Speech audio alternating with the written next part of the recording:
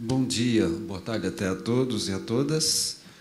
Antes de mais nada, meus agradecimentos à Fundação Maria Cecília pelo convite e meus parabéns pela realização dessa pesquisa. O trabalho que me dera comentar alguns pontos dessa pesquisa, e, aliás, alguns deles já foram abordados, né, tanto pela Ana Lúcia quanto pelo Michael, então eu serei mais breve nesses dois pontos. Mas eu começarei com algo geral que aparece no texto da pesquisa, e se vocês a lerem, vocês poderão verificar que ela é apresentada como uma pesquisa de dimensões éticas. E, de fato, ética tem dois sentidos, no mínimo dois sentidos. O primeiro sentido da palavra ética, pouco usual, mas é o mais antigo, é vida boa. Né? Viver uma vida ética, ter uma vida boa, uma vida que vale a pena ser vivida, e é claro que os cuidados com as crianças de 0 a 3 anos e durante o seu desenvolvimento todo é extremamente importante para que elas possam usufruir futuramente e na própria infância uma vida boa. Então, tem uma dimensão de felicidade, né, no sentido profundo da palavra, e não autoajuda dela, quando se pensa em educação, notadamente da educação das crianças menores. E a outra definição de palavra ética é a mais usual, igual à palavra moral, ou seja, são um conjunto de deveres, e colocar o cuidar de uma criança como uma questão ética, coloca o cuidar como uma ética do cuidado, como se diz, e é extremamente importante, porque, muitas vezes, para não dizer quase sempre, na nossa sociedade, o cuidar de criança é pensado como ligado a uma espécie de instinto. Né? Então, instinto, como os animais. Né? Então, notadamente, esse famoso e suspeito instinto materno, que faria com que, apenas por ser mulher, quer ter e cuidar de filhos, quando há provas de muitas mulheres vivem mal tendo filhos, outras vivem bem não tendo, né? E tem todos os casos de figura. Mas, independentemente da presença ou não de instintos, é bom pensar o cuidado como uma dimensão ética, portanto, como um valor, e não como um instinto. Porque, se for um instinto, se alguém estiver privado dele, como os homens, talvez, nessa perspectiva, né, estaria explicado a nossa ausência. Né? Nós não temos instinto, paciência, se virem, né, vocês têm. Mas o que se pode cobrar dos homens é ética do cuidado. Vocês não têm instinto, paciência, mas vai ter que cuidar do mesmo jeito por uma via cultural agora, e não biológica. Muito bem. E a relevância da pesquisa, sinceramente, é enorme. Primeiro, porque está na história que é razoavelmente recente, um século, eu acho isso recente, da preocupação com a criança pequena, notadamente com o bebê.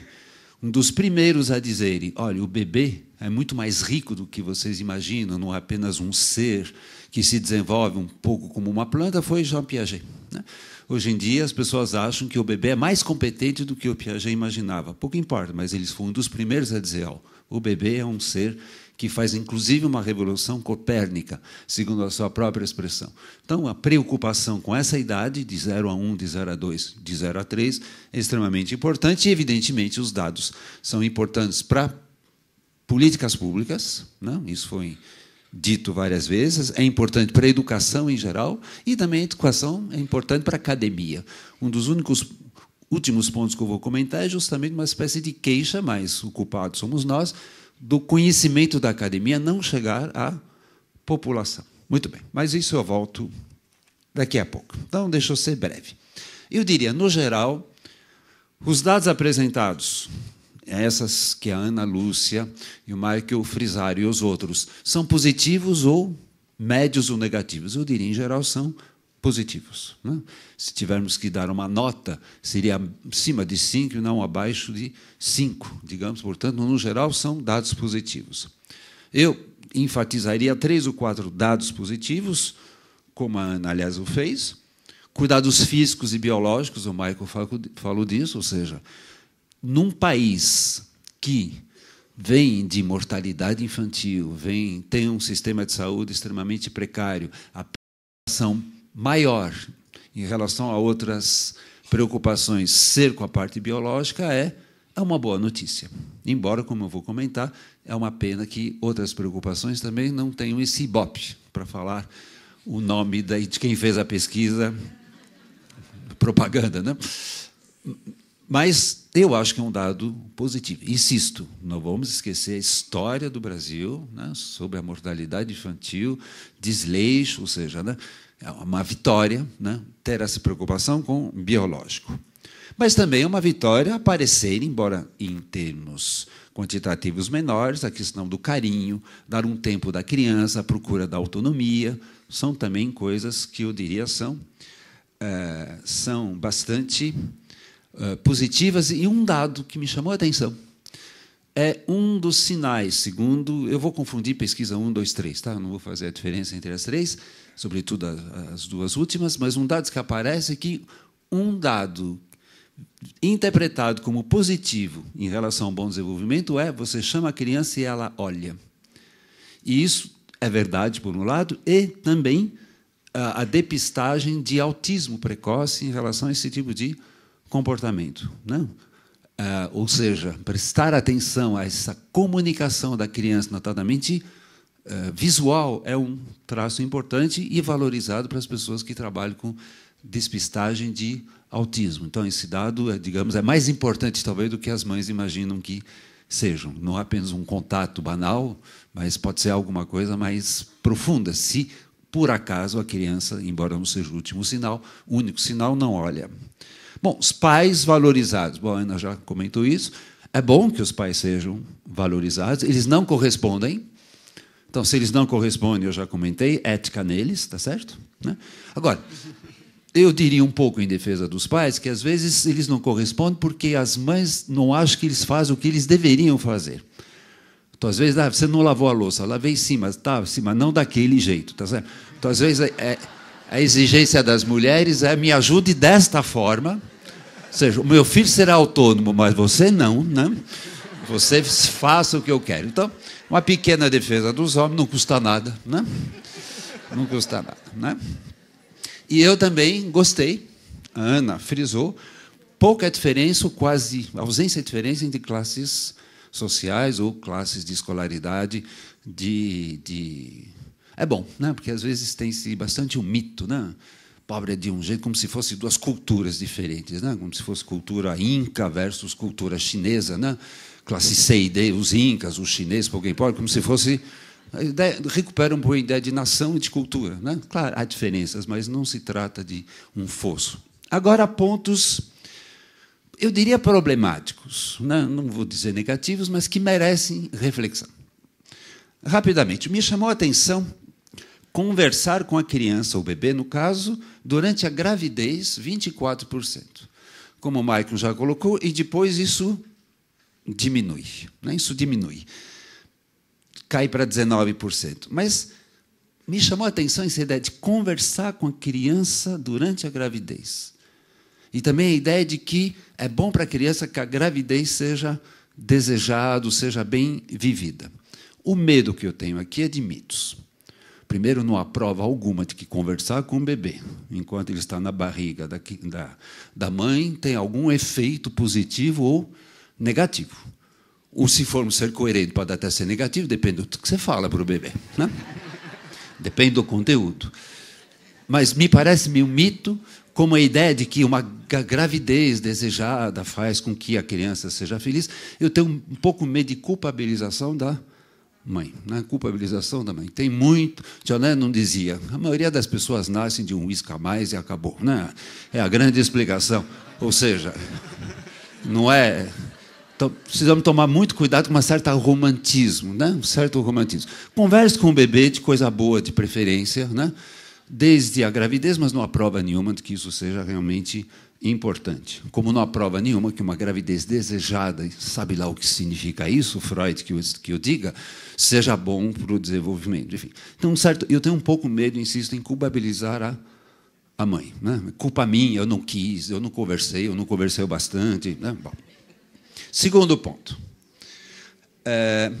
Bom, já foi comentado, vou apenas frisar, o mais importante é visto no biológico, ótimo, como eu já disse, mas o psicológico poderia ser um pouquinho mais forte. Né? As dimensões psicológicas são um pouco, digamos, pouco valorizadas, né? Embora, mas Elas são mais diversificadas, né? O biológico acaba ficando com poucos itens, mas com grandes porcentagens.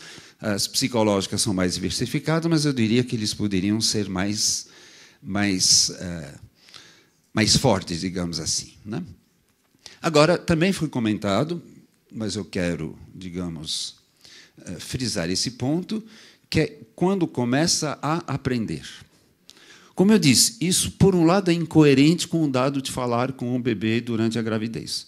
Se ele não aprende durante a gravidez, para que falar com ele?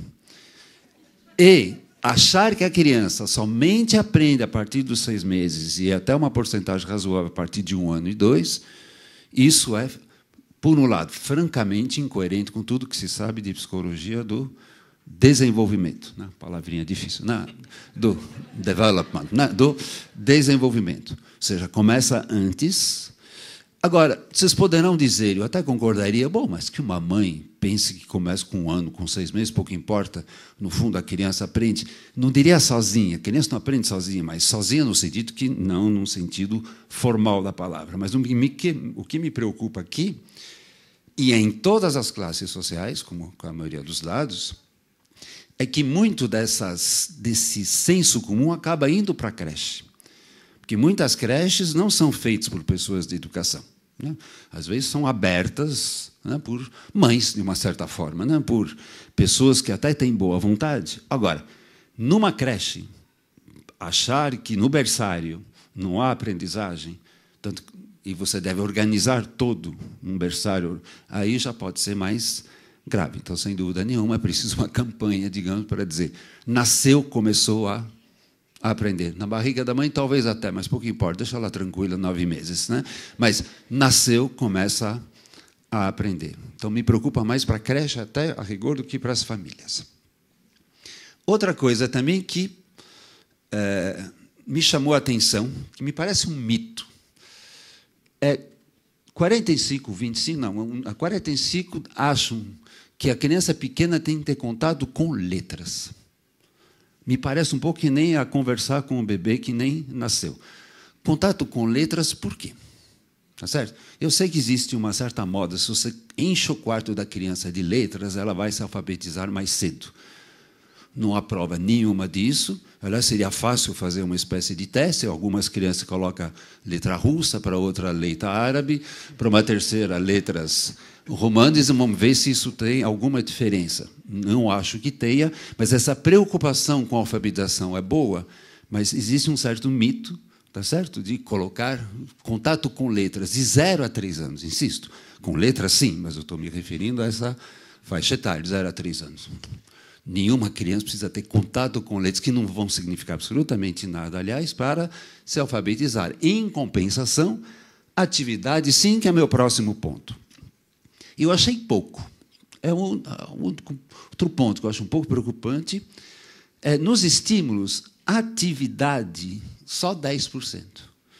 Ora, o que se sabe, o que pelo menos uma certa psicologia pensa, que atividade, ação, e não conversa tanto, e não estimulação no sentido exterior da palavra, é essencial. Então, atividades para a criança, entre as quais a Ana já comentou, não vão comentar, o brincar, tá certo? É essencial, até onde se saiba, o desenvolvimento. Portanto, talvez tenha algo um pouco de behaviorista nesse pensamento espontâneo, tá certo? Estímulos, né? É bem direto behaviorista, né? Estímulo, resposta, plaf, né?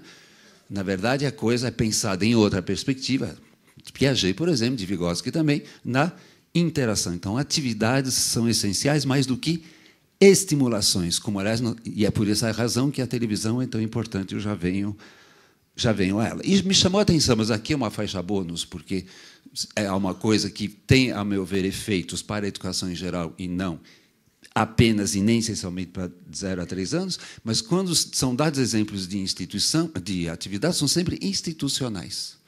São sempre aprender a alguma coisa que claramente não é em casa. Balé, eu não lembro se até apresentou, né? Balé, nadar, etc. e tal. E a tendência hoje, de todas as classes sociais, as classes baixas não fazem porque não têm dinheiro. As mais ricas fazem, é terceirizar. Sabe? Espécie de disque educação, né? né? Disque limites, disque pizza, disque natação, disque violão. Ou seja, você institucionaliza a criança e há algo que é pouco valorizado, que não é o aprender sozinho, no sentido do nada, mas é o autodidatismo, sabe? Né? Por exemplo, violão. Muitas das pessoas, Chico Buarque, aprenderam violão sozinho. Claro, com pessoas que sabiam tocar, eles não reinventaram um instrumento do nada, mas não em escolas, com colegas. E hoje em dia é muito... Né? Quer aprender violão? Escola. Quer aprender a dançar? Escola. Quer aprender...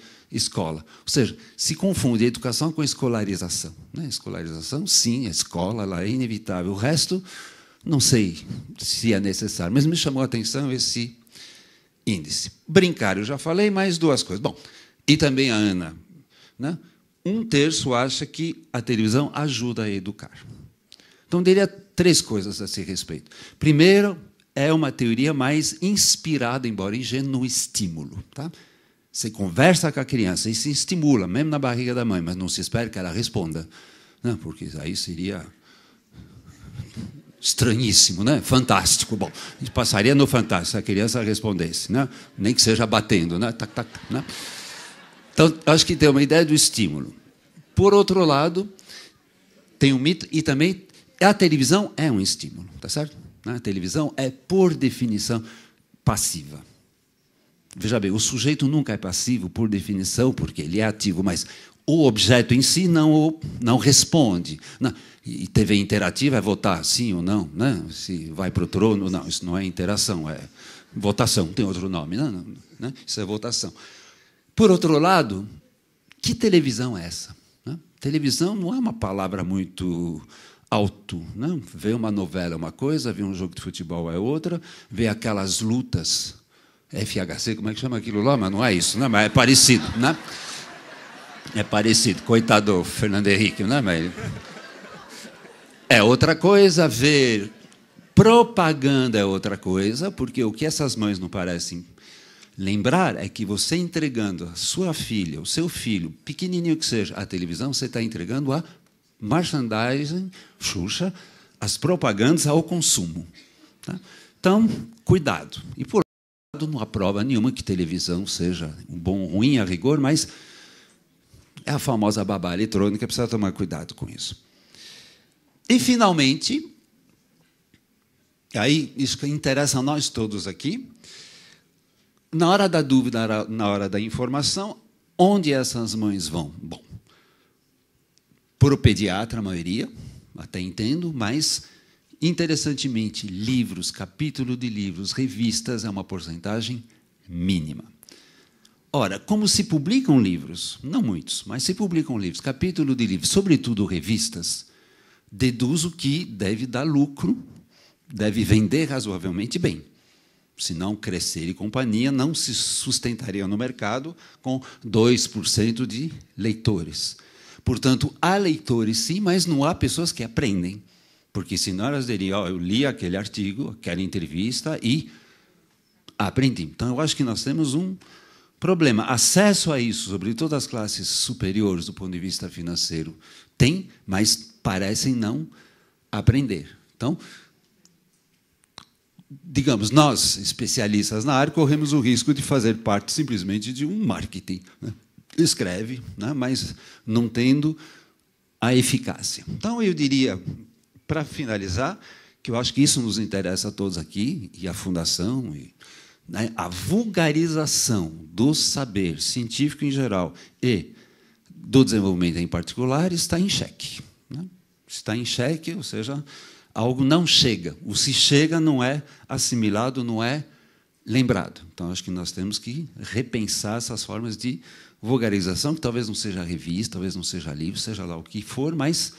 vídeo, talvez, não sei, mas repensar isto. E eu acho que, inclusive, uma fundação como essa que fez essa bela pesquisa está bem colocada para isso. Eu diria agora mais para os psicólogos, né, para as pessoas de ciências humanas, nós temos que, digamos, fazer um esforço a mais para, digamos, o upgrade, né, na dimensão psicológica. Não que a dimensão biológica médica seja ruim, não tenho nada contra, nada a favor também, aliás, mas nada contra, mas eu acho que a dimensão psicológica faz falta, nem que seja para equilibrar a balança com o saber médico. Me desculpe os médicos, gosto muito deles, eles trabalham de maneira extremamente séria, em geral muito mais séria, inclusive que os psicólogos, eu sei, porque sou um deles. Mas eles exageram também na patologização e na medicalização. Então, agora ninguém é triste, é depressivo. Vocês conhecem alguém triste? Não, agora é depressivo, né? Vocês conhecem alguém agitado? Não. Mas com transtorno de desatenção, de não sei das quantas lá, de hiperatividade, sim. Né? Disléxico, né? Às vezes está um pouco confuso, vira disléxico. Ou seja, eu acho que existe, e se pelas estatísticas, é disléxico demais, é transtorno demais, é depressão demais. No planeta já teria afundado se tivesse esse número de patologias. Então, acho que o saber médico, com todo o respeito que ele merece, tende a, ao meu ver, exagerar a dimensão patológica. Nisso, ela diminui a dimensão cultural. E nós, na psicologia e na educação, trabalhamos na cultura, porque se a educação acha que o problema é patologia, ela terceiriza, evidentemente, porque não é a educação que vai tratar de patologias, são os especialistas em saúde. Não sei se a gente não está, os psicólogos, inclusive, também exagerando um pouco a patologização, né? Mas, sem dúvida, o fato da psicologia aparecer um pouco mais fraca pode ser, digamos, uma porta aberta para isso. Acho que a gente tem que contrabalançar um pouco o saber biológico, insisto, extremamente valioso, mas que tende a se tornar unidimensional e imperial. Aí, como todo e qualquer conhecimento, ela não deveria se colocar assim. Então, mais uma vez, parabéns à pesquisa. Então, vamos ao debate. Obrigado.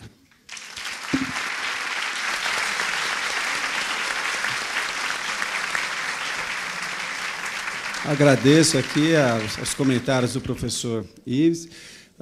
Eu tenho aqui algumas perguntas. Nós, infelizmente, estamos com o tempo bastante curto, mas vamos fazer um esforço de síntese. Eu passei algumas perguntas de caráter mais metodológico aqui para a Ana, a respeito da pesquisa.